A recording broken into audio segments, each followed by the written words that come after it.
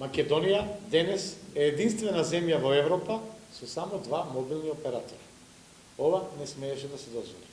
По кусо време од спојувањето на мобилните оператори VIP и One и со спојувањето на Македонски Телеком и T-Mobile, цените значително се зголемија. Просечната цена за 1 минута разговор е зголемена за 16%, а за мобилниот интернет дури 20%.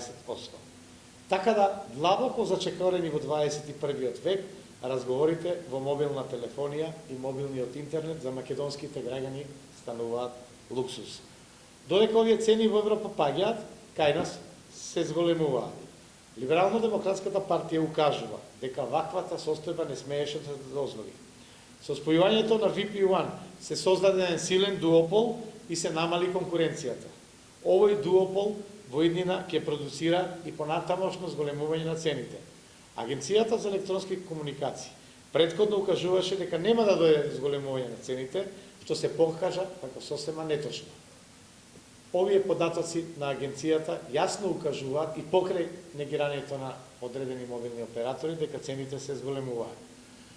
Комисијата за конкуренција, односно антимонополската управа, не смееше да дозволи да се изврши, односно практично да се реализира ова спојување кое веќе долго време беше најавувано, без да се пронајде нов мобилен оператор.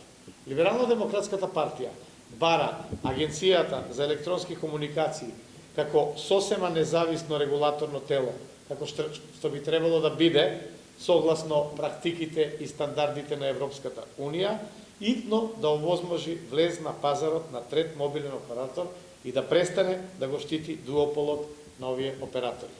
При тоа ЛДП нагласува дека постапката за изнаоѓање, односно воведување на трет мобилен оператор, треба да биде целосно транспарентна.